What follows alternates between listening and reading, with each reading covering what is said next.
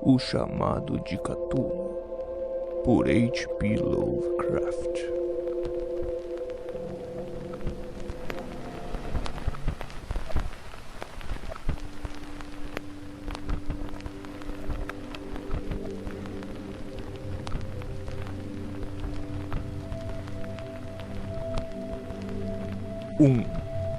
O horror embala. A coisa mais misericordiosa no mundo, eu acho, é a inabilidade da mente humana em correlacionar todos os seus conteúdos. Nós vivemos em uma plácida ilha de ignorância no meio de um oceano negro infinito. E não era para que pudéssemos navegar para longe. Os teósofos predisseram a impressionante grandeza do ciclo cósmico em que nosso mundo e a raça humana são apenas incidentes passageiros. Eles apontaram algo que congelaria nosso sangue se não estivesse mascarado por um suave otimismo. Mas não é deles que advém o único vislumbre de eternidades proibidas que me causa calafrio só de pensar e me enlouquece quando eu sonho.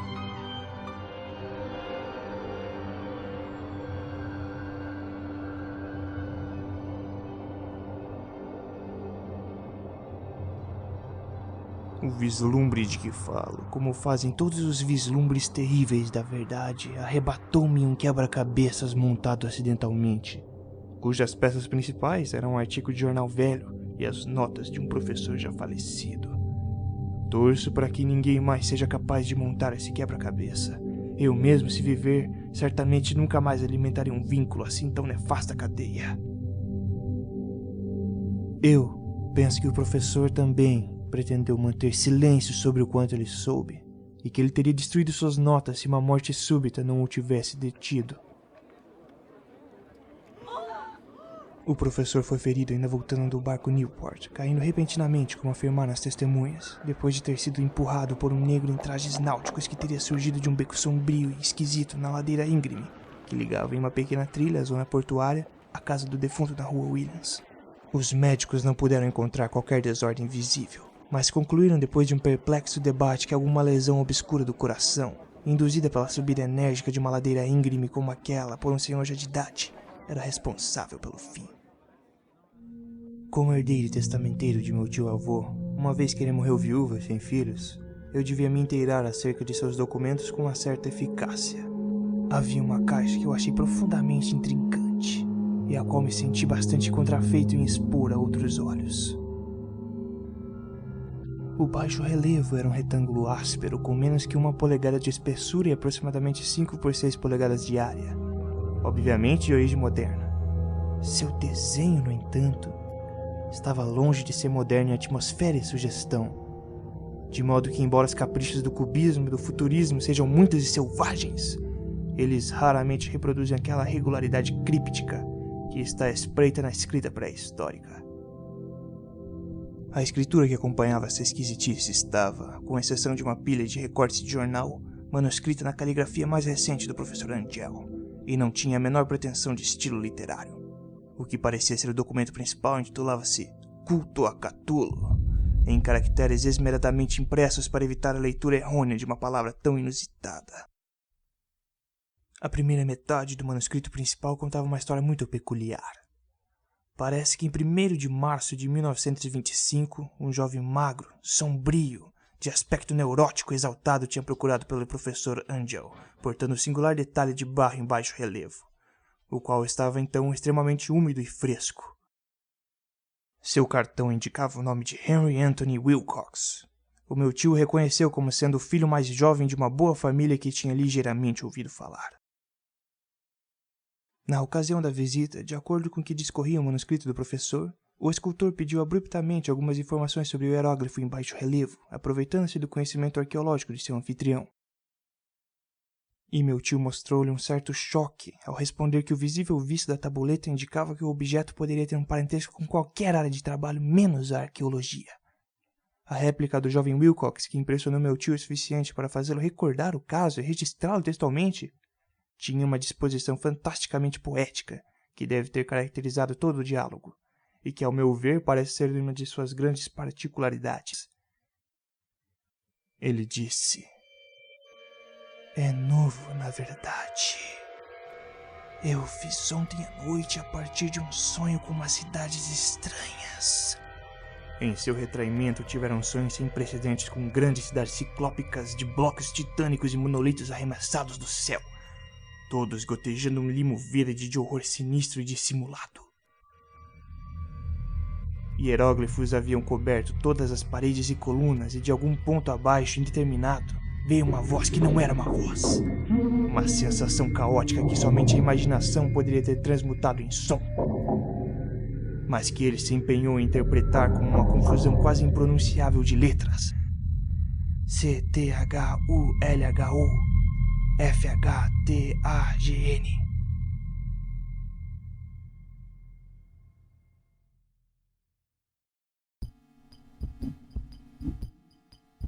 Em 23 de março, continuou o manuscrito. Wilcox não apareceu e investigações em seus aposentos revelaram que ele havia sido ferido por um tipo obscuro de febre e foi levado para a casa de sua família na rua Waterman. Ele havia berrado durante a noite, despertando vários outros artistas no edifício, e apresentou desde então apenas alternações entre inconsciência e delírio. No dia 2 de abril, aproximadamente às 3 da tarde, todos os sintomas de enfermidade de Wilcox cessaram repentinamente. Ele sentou-se reto na cama, surpreso por se achar em casa, ignorando completamente o que havia acontecido, se fosse sonho ou realidade, desde a noite de 22 de março.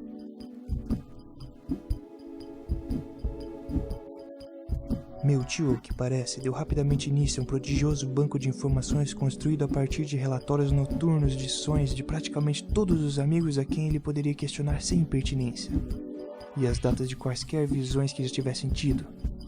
A recepção ao pedido parece ter sido diversa, mas ele deve ao menos ter recebido mais respostas do que qualquer homem comum poderia ter acolhido sem uma secretária.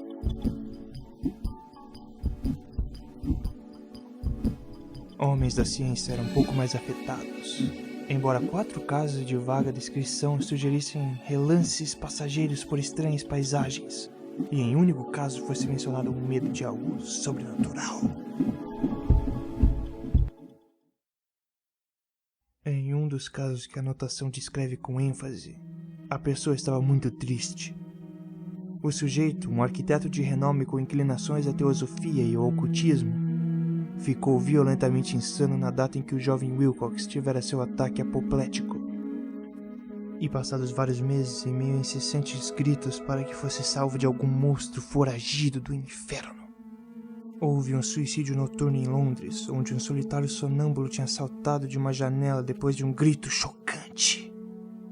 E tão numerosas são as dificuldades registradas em manicômios que só um milagre pode ter impedido a fraternidade médica de traçar paralelos e tecer conclusões místicas a respeito.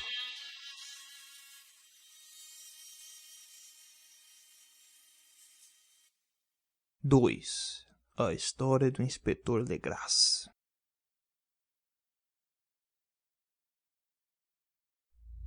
Certa vez, ao que parece, o professor Andy ouvira os esboços infernais da monstruosidade sem nome.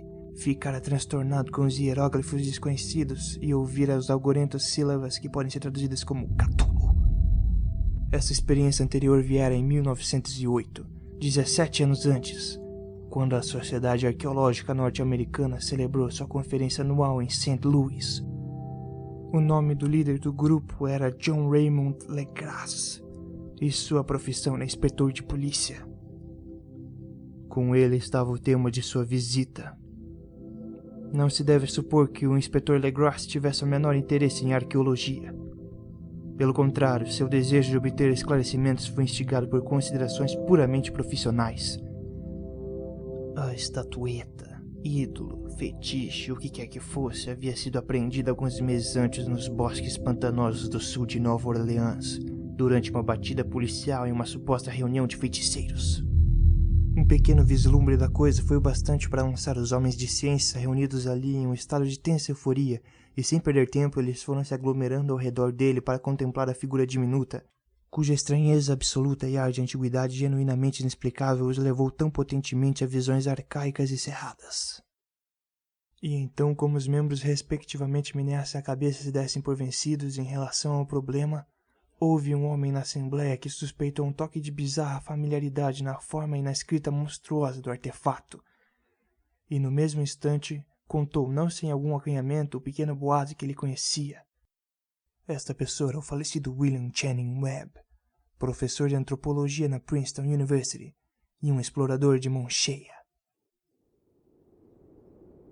O professor Webb fizera parte, 48 anos antes, de uma excursão à Groenlândia e Islândia em busca de algumas inscrições rúnicas que ele não foi capaz de encontrar. E enquanto lá próxima à costa da Groenlândia Ocidental tinha encontrado uma tribo singular, um culto degenerado de esquimós, cuja religião, uma curiosa forma de adoração ao demônio, gelou sua alma com sua deliberada sede de sangue e repulsividade. Além de ritos sem nome e sacrifícios humanos, havia estranhas cerimônias hereditárias voltadas a um supremo ancião demoníaco, ou Tornasuk. E disto, o professor Webb tirou uma cópia fonética cuidadosa de um antiquíssimo Angkok, ou clérigo mágico, expressando os sons em letras romanas o melhor que ele pôde. Então o que se seguiu foi uma exaustiva comparação de detalhes e um momento de verdadeiro silêncio taciturno quando tanto o detetive quanto o cientista concordaram a respeito da identidade virtual da frase comum a dois rituais infernais, separados por muitos mundos de distância, que em substância os feiticeiros esquimós como os sacerdotes do pântano da Louisiana tinham recitado a seus ídolos afins algo como, tendo as divisões em palavras sido conjecturadas a partir das pausas tradicionais na frase conforme ela foi recitada em voz alta.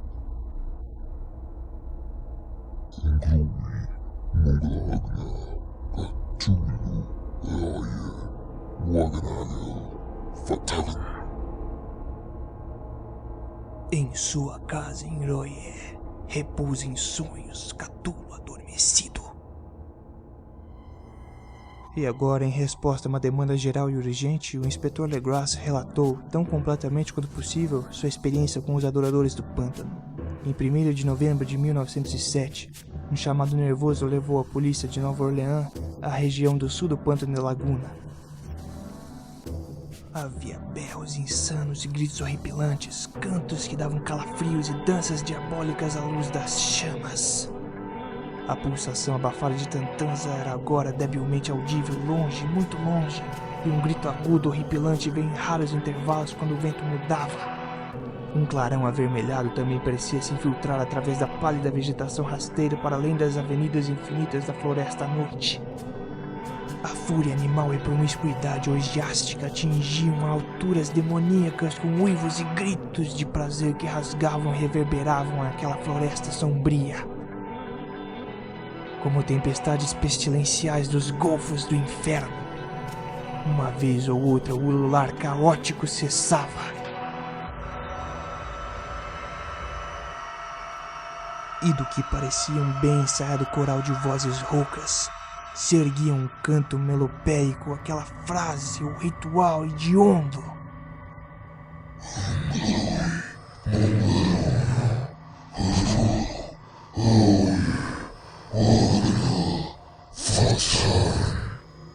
E embora devesse haver aproximadamente uma centena de mestiços celebrantes na aglomeração, a polícia confiou em suas armas de fogo e arremeteu determinadamente contra a asquerosa turba.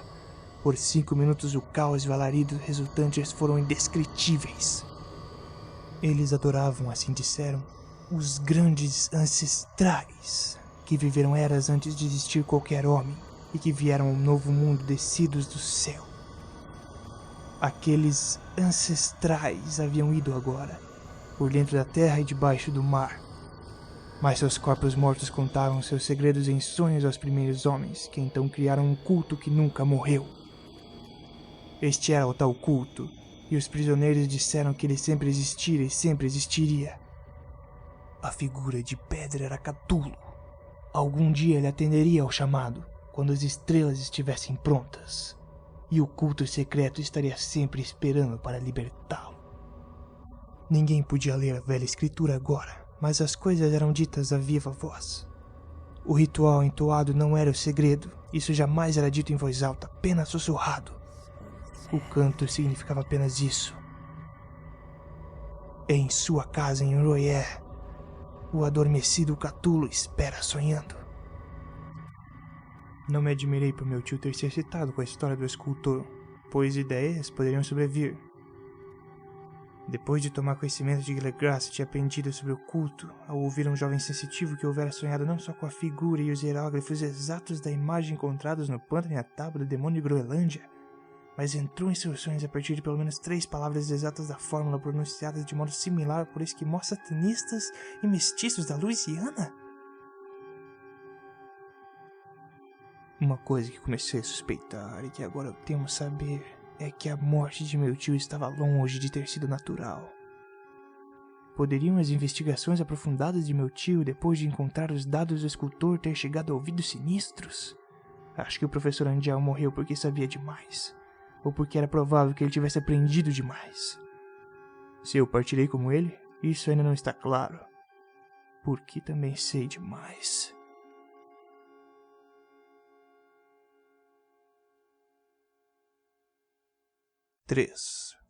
Loucura no mar.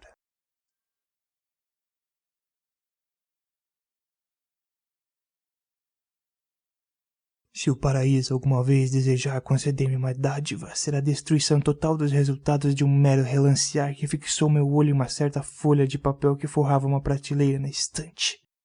Lia-se o seguinte: misterioso navio abandonado encontrado em alto mar. Vigilante chega com iate na Nova Zelândia armado e abandonado a reboque. Um sobrevivente e um morto foram encontrados a bordo. Uma história de uma batalha desesperada em mortes em alto mar. Lobo do mar resgatado se recusa a narrar a estranha experiência. Ídolo singular encontrado sobre sua posse. Um homem vivo foi encontrado segurando o ídolo de pedra. Isto era tudo. Afora a gravura com a cena demoníaca. Mas que turbilhão de ideias despertou em minha mente! Aqui estavam novos e preciosos dados sobre o culto a Cthulhu e evidências de que ele tinha estranhos interesses no mar tanto quanto em terra. O Emma, ele diz, estava atrasado e fora remetido largamente para o sul de seu curso pela grande tempestade de 1º de março, e em 22 de março encontrou o alerta, manejado por uma suspeita e malfazeja tripulação de canacas e miscigenados. Ordenado primariamente a recuar, o capitão Collins recusou-se a obedecer, ao que a estranha tripulação começou a atirar selvagemente na escuna com uma bateria de canhão de bronze peculiarmente pesada que fazia parte do equipamento do iate. Os homens do Emma não se desviaram da luta. Eles trataram de suspender a escuna lado a lado e, lutando corpo a corpo com a tripulação selvagem do deck do iate, sendo forçados a matá-los. 3 dos homens do Emma, incluindo eu, o capitão Collins e o primeiro imediato Green, foram mortos. No dia seguinte, ao que tudo indica, eles ancoraram e desembarcaram em uma pequena ilha, embora não se conheça nenhuma ilha naquela parte do oceano.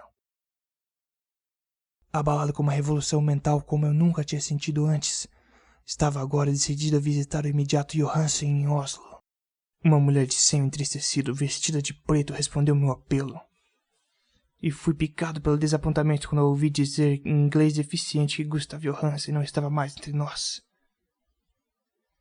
Ele não sobreviveu muito tempo após retornar, disse a esposa, pois as desventuras no mar em 1925 o exauriram.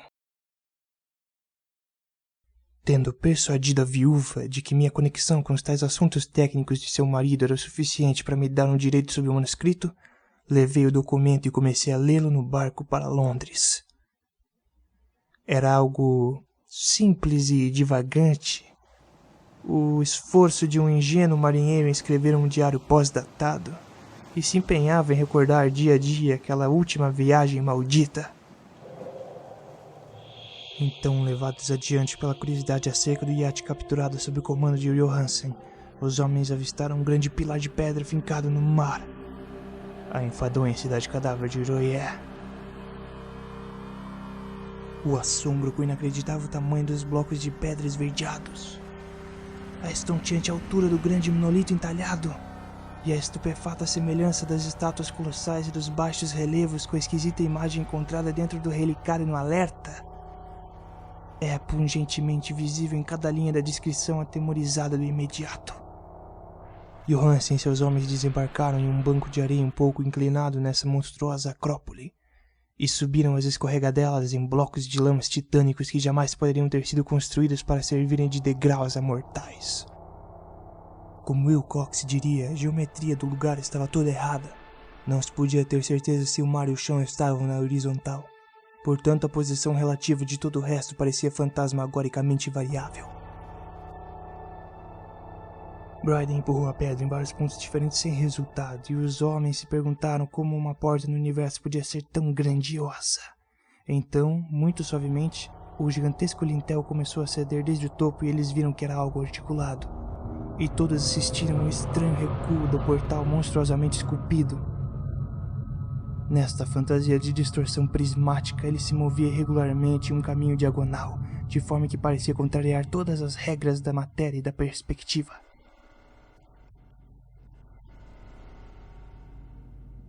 O odor que exalou das recém-abertas profundezas era intolerável, e por fim o ouvido de tuberculoso de Hawkins pensou ter escutado um sórdido, frouxo som lá embaixo. Todos ouviram e todos estavam ouvindo atentos quando ele desabou desajeitadamente e escorregou languido sua imensidão verde e gelatinosa desde o negro portal até o lado de fora. No ar contaminado daquela venenosa e ensandecida cidade. Os garranchos de Johansen quase se fizeram desistir quando ele escreveu sobre isso. Dos 6 homens que nunca alcançaram o navio, ele acha que 2 pereceram de puro susto naquele instante amaldiçoado. A coisa não pode ser descrita. Não há palavras para tamanhos abismos de estridência e loucura imemorável. Tamanhas contradições assombradas a respeito de toda e qualquer matéria, força e ordem cósmica. Uma montanha caminhou e tropeçou. Deus! É de se admirar que do outro lado da terra um grande arquiteto tenha enlouquecido e o pobre Wilcox delirado de febre naquele instante telepático. A coisa dos ídolos, a verde e pegajosa prole das estrelas havia despertado para reivindicar seus direitos. As estrelas estavam alinhadas novamente, e o que um culto secular não foi capaz de fazer conscientemente, um bando de inocentes marinheiros havia feito sem querer. Depois de zilhões de anos, o grande e poderoso Cthulhu estava novamente liberto e ávido por deleitar-se. 3 homens foram varridos pelas flácidas garras antes que alguém se desse conta. Parker fugiu enquanto os outros freneticamente se arremetiam contra uma infindável vista de rocha verde pelo barco. E Johansen jura que foi tragado para cima por um ângulo de alvenaria que não devia estar lá. Um ângulo que era agudo, mas se comportava como se fosse obtuso. Então apenas Bryden e Johansen alcançaram o barco e seguiram desesperadamente para o alerta, ao passo que a monstruosidade montanhosa se arrastava pelas pedras cheias de lodo e hesitava, debatendo-se às margens da água. Fez-se um poderoso redemoinho, uma espuma nauseante salmoura, e conforme a potência do vapor aumentava e aumentava, o bravo norueguês apontou sua proa contra a geleia que o perseguia, que parecia se erguer sobre a escuna imunda como a polpa de um galeão demoníaco. Houve um estouro de uma bexiga explodindo, uma sujidade lamacenta como de um enorme peixe estraçalhado. Um fedor como de 1000 covas abertas e um som que o cronista jamais poderia pôr no papel. Por um momento o navio foi enevoado por uma ácida e cegante nuvem verde, e então havia apenas uma assertiva venenosa e fervilhante onde, Deus do céu, a plasticidade irradiada daquela inominável prole celeste estava nebulosamente se recombinando em sua odiosa forma original. Enquanto a cada segundo a distância aumentasse à medida que o alerta ganhava ímpeto com o vapor que subia. Isso era tudo. Depois daquilo, Johansen apenas meditou brevemente acerca do ídolo na cabine e cuidou de arranjar comida para ele próprio para o risonho maníaco ao seu lado. Ele não tentou navegar depois do primeiro voo corajoso, pois que a reação havia tirado algo de sua alma. Esse era o documento que eu li. E agora eu o pus na caixa de estanho ao lado do baixo relevo dos documentos do professor Angel. Com ele irá esse meu registro, este teste de minha própria sanidade em que reconstituo aquilo que espero nunca mais que se reconstitua.